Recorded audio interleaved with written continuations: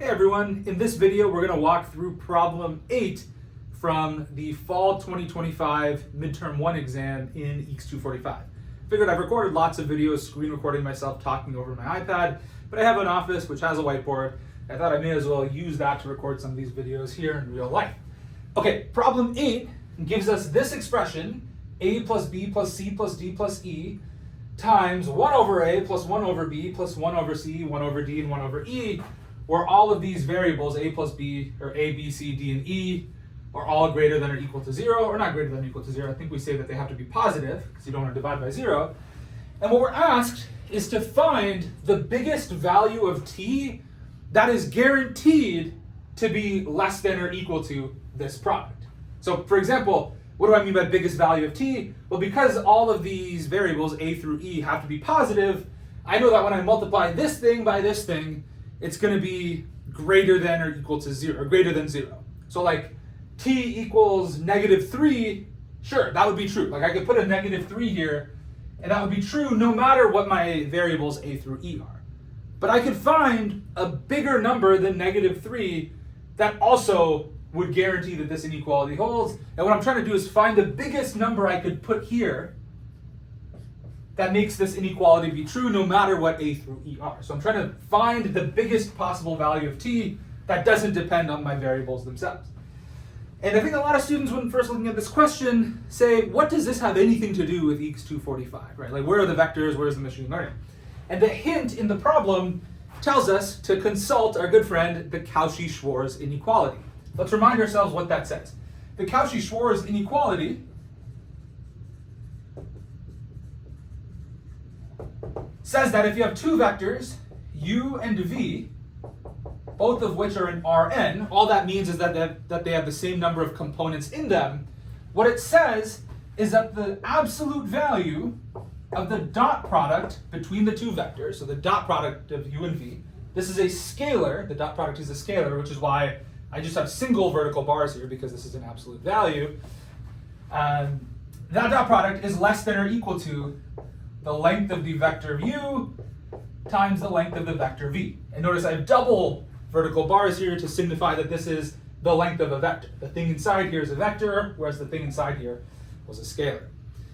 What does this have to do with the question? Well, you see that there's an inequality, and the general strategy in problems like this is to try and think of vectors u and v that involve the variables in the question. And if we think of our u's and v's creatively, maybe this Cauchy-Schwarz inequality, which we know is true no matter what we put in u and v, will sort of reduce or simplify to something that involves the inequality we are trying to prove. So really what this boils down to is thinking of good u's and v's ourselves.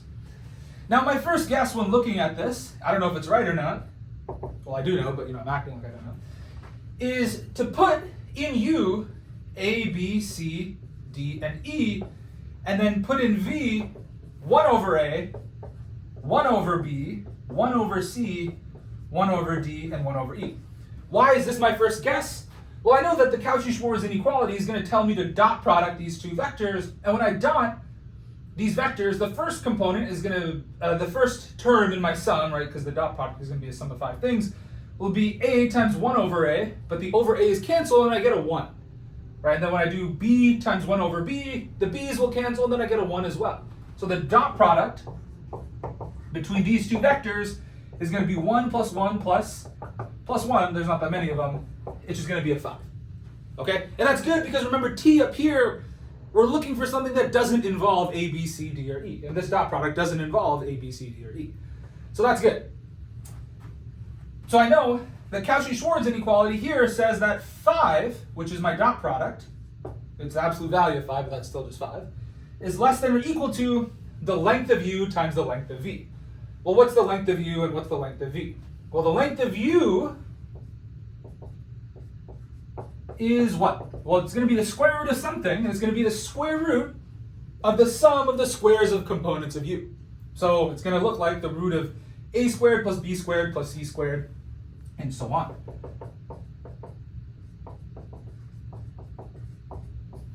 And what's the length of v going to look like? To me, this is going to look like 1 over a squared plus 1 over b squared. All of that, and that final sum square rooted.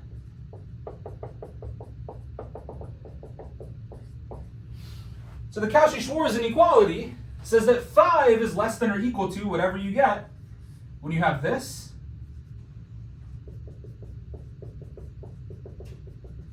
times this.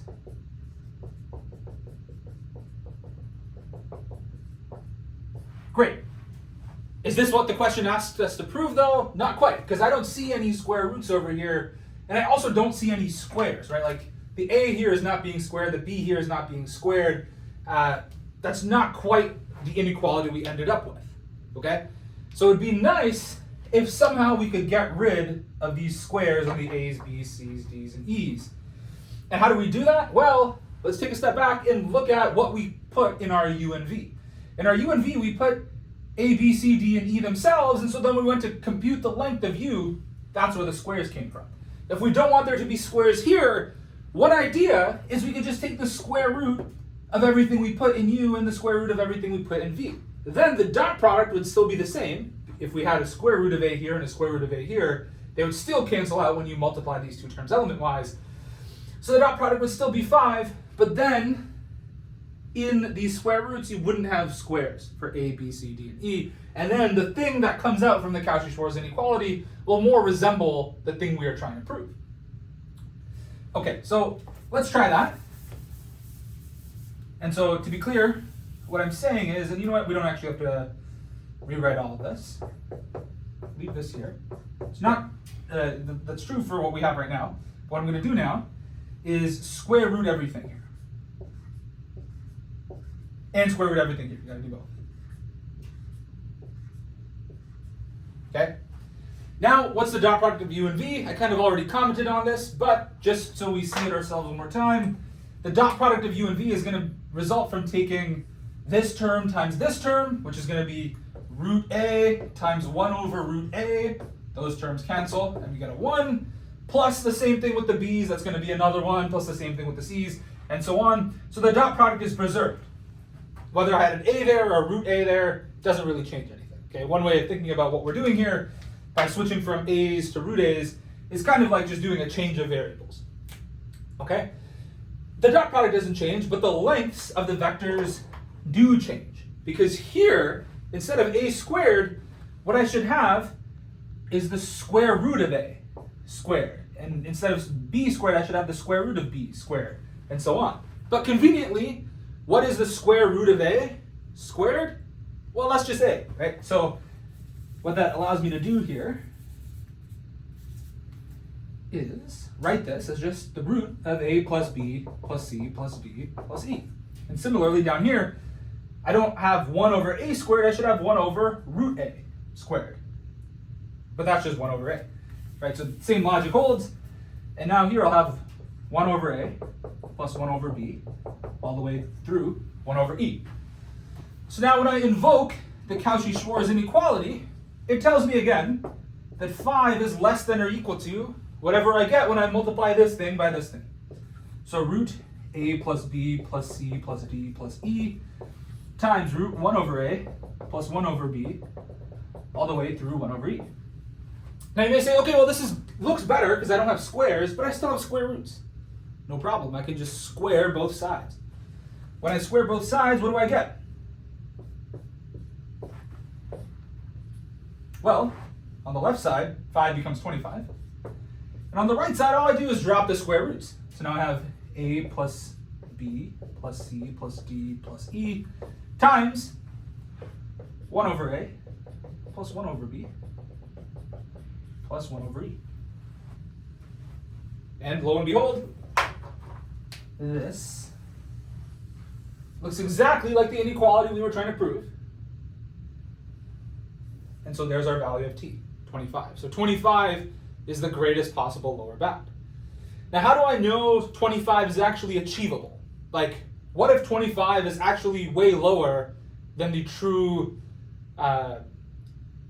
lowest bound of this inequality? Well, one way I know that 25 is actually an achievable outcome of this product is if I just plug in 1, 1, 1, 1, 1 for a, b, c, d, and e. well then I'd have 1 plus 1 plus 1 plus 1 plus 1, which is 5, times, well still, 1 plus 1 plus 1 plus 1 plus 1, which is 5, which gives me 25. So 25 is actually achievable. And I know that if I think back to one of the activities from whatever chapter we introduced this stuff in, maybe chapter 3.2 or 3.3, where we had you think about, with the Cauchy-Schwarz inequality, are there vectors where the inequality achieves equality? Like, in what case is that true? And there are some cases in which it is true, which means there are some values of A, B, C, D, and E here that achieve equality, which means 25 is the biggest possible number I could put here. Nothing bigger would work. Like, I can't replace 25 with 26 or 25.1 or something, because I know there's a way to hit 25 exactly. And the Cauchy-Schwarz inequality says 25 is the lowest possible number I could hit. You can't hit 24 or something, because Cauchy-Schwarz inequality says you can't. 25 is the smallest number you can hit. With this product, with all 5 of the variables, A, B, C, D, and E being greater than 0. So hopefully that was helpful in trying to make sense of problem 8 on midterm 1 from fall 25. If you have any questions, of course, feel free to follow up with us in office hours or on Ed. Thanks for watching.